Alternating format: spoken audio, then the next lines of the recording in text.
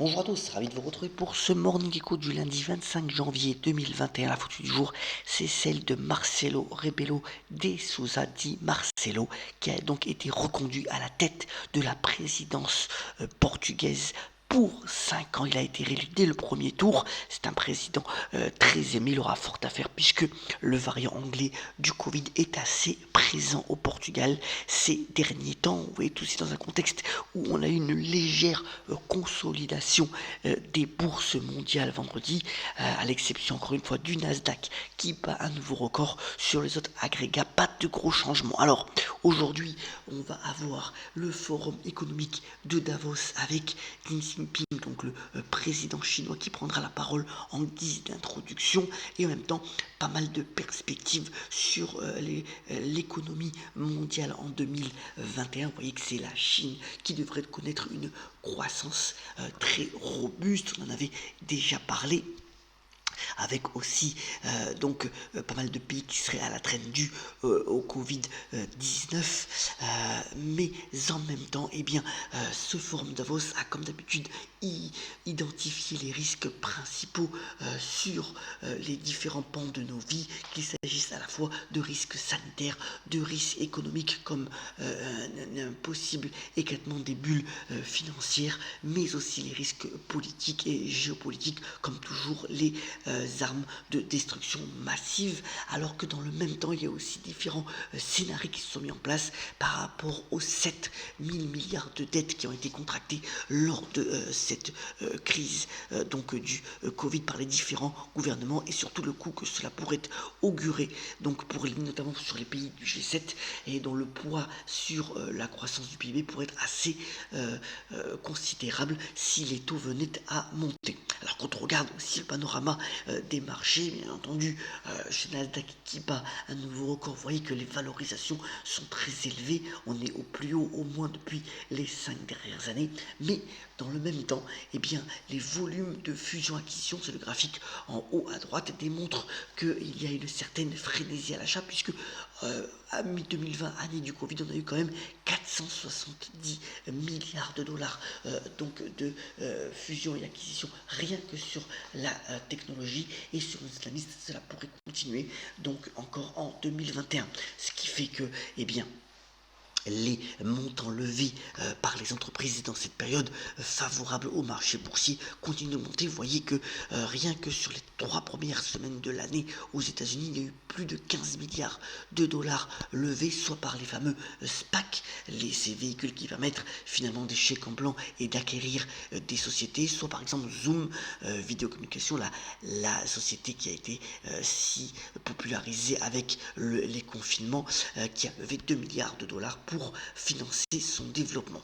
Il y a mis aussi un graphique assez intéressant sur le Bitcoin qui consolide aux alentours des 32 000, 33 000 dollars. Alors, on avait dit BlackRock, donc le célèbre gestionnaire de fonds, accepte maintenant de mettre le Bitcoin dans sa stratégie d'investissement. Vous voyez que ces derniers temps, cette consolidation montre aussi que le véhicule numéro 1 qui est utilisé pour acheter le Bitcoin, si ce n'est pas en direct, donc le fameux Grayscale Bitcoin, a plus enduré, a plus baissé finalement que son support de référence, le Bitcoin, et que pour le moment, cette consolidation pourrait encore continuer, mais c'est juste une consolidation. La tendance à moyen terme, selon les analystes, reste plutôt bonne donc pour la crypto-monnaie.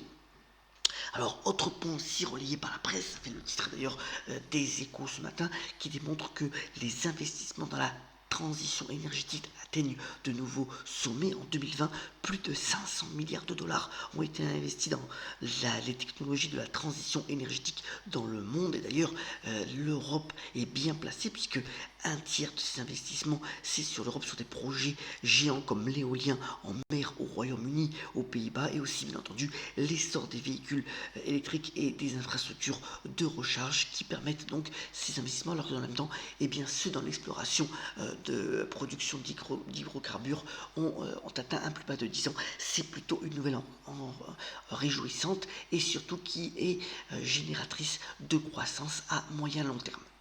Alors, un point quand même sur le Covid, vous voyez que donc sur le variant anglais, eh bien les pays les plus touchés, bien entendu, le Royaume-Uni et le Portugal en ont parlé. Alors, pour ce qui concerne la France, pas de décision sur un troisième confinement à ce stade, mais Emmanuel Macron, avec son conseil de défense, donc prendra la décision certainement ce mercredi, interviendra ou pas donc à la télévision. Pour le moment, les informations sont contrastées. En tous les cas, c'est fort possible, même si il est établi à l'heure actuelle que les écoles pourraient rester ouvertes. Voilà pour les dernières informations dont on dispose donc sur ce confinement. Alors c'est lundi, comme d'habitude, je vous ai mis le calendrier, il est quand même assez dense, pas mal donc de chiffres macroéconomiques qui sortiront tout au long de la semaine. Aujourd'hui, on aura l'IFO, le climat des affaires en Allemagne, mais aussi au niveau de l'application des résultats, on aura des mastodontes aussi de la cote qui vont donner donc leurs chiffres trimestriels. LVMH dès demain pour le luxe, et puis dans les grosses valeurs technologiques, on aura essentiellement Microsoft, Apple et Tesla.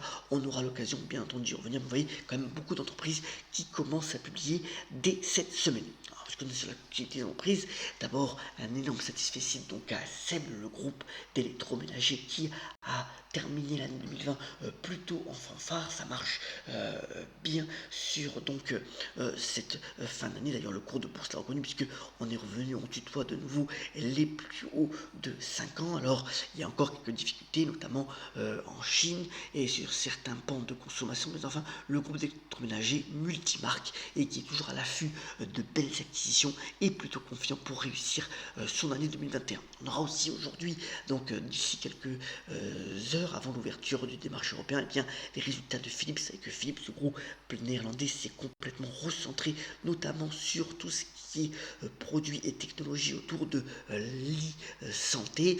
Vous voyez aussi là que la bourse est confiante sur le groupe néerlandais à donc générer de la croissance. On est là aussi au plus haut de 5 ans. On verra tout à l'heure si le groupe Philips tient ses prévisions pour 2021. Or, voilà que le groupe Tencent, qui est quand même assez connu, c'est un énorme donc groupe chinois sur tout ce qui est Internet et les nouvelles technologies. Et bien, voilà que Kuaishou, qui est en fait le concurrent de TikTok, on en avait déjà parlé dans cette chronique, et bien rentre à la bourse de Hong Kong. Il devrait lever 5,4 milliards. Selon les dernières prévisions, et bien la cote de Kuaishou pourrait doubler dès son premier prix, alors que c'est donc le concurrent de TikTok avec 262 millions d'utilisateurs, et Tencent donc en possède 21%, d'où la hausse aujourd'hui donc du groupe à la bourse de Hong Kong de plus de 8%. Encore une fois, une performance impressionnante, puisque ça n'arrête pas de monter véritablement.